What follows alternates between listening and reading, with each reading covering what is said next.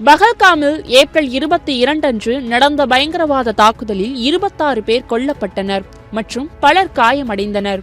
இந்த நிலையில் தாக்குதலுக்கு பதிலடியாக இந்திய ஆயுதப்படைகள் மே 7 அன்று ஆபரேஷன் சிந்தூர் என்ற நடவடிக்கையை தொடங்கி பாகிஸ்தான் மற்றும் பாகிஸ்தான் ஆக்கிரமிப்பு ஜம்மு காஷ்மீரில் உள்ள பயங்கரவாத முகாம்களான ஜெய்ஷ் இ முகமது, லஷ்கர் இ தொய்பா மற்றும் ஹிஸ்புல் முஜாஹிதீன் என்ற அமைப்புகளை குறிவைத்து பயங்கரவாத குழுக்களைச் சேர்ந்த 100க்கும் மேற்பட்ட பயங்கரவாதிகள் கொல்லப்பட்டனர்.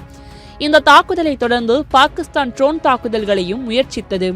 இதனைத் தொடர்ந்து இந்தியா ஒருங்கிணைந்த தாக்குதலை நடத்தி பாகிஸ்தான் விமான தளங்களில் உள்ள ரேடார் உள்கட்டமைப்பு, தகவல் தொடர்பு மையங்கள் மற்றும் விமான நிலையங்களை சேதப்படுத்தியது.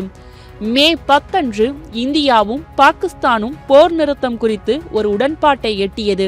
இந்த நிலையில் அமெரிக்க என்டர்பிரைஸ் இன்ஸ்டிடியூட்டில் தற்போது மூத்த உறுப்பினராக இருக்கும் மைக்கேல் ரூபின் ஒரு பேட்டி ஒன்றில் கூறியதாவது, பாகிஸ்தான் ராணுவம் மிகவும் மோசமாக தோற்றது என்ற யதார்த்தத்தில் இருந்து தப்பிக்க முடியாது என்று கூறினார்.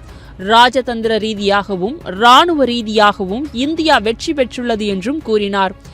பயங்கரவாதிகளின் இறுதிச் சடங்கில் சீருடை அணிந்த பாகிஸ்தான் அதிகாரிகள் கலந்து கொண்டது பயங்கரவாதிகளுக்கும் ISI உறுப்பினருக்கும் அல்லது பாகிஸ்தான் ஆயுதப்படைகளுக்கும் எந்த வித்தியாசமும் இல்லை என்பதை சுட்டிக்காட்டினார்.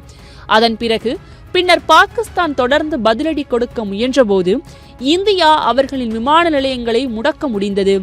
போர் நிறுத்தத்தை உறுதி செய்ததற்காக பாகிஸ்தான் தனது கால்களுக்கு இடையில் வாளை வைத்துக் கொண்டு பயந்த நாயை போல ஓடியது.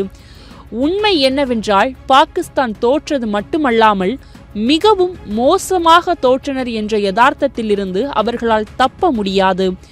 மேலும் பாகிஸ்தான் சமூகத்திற்கு ஒரு புற்றுநோய் போன்றது.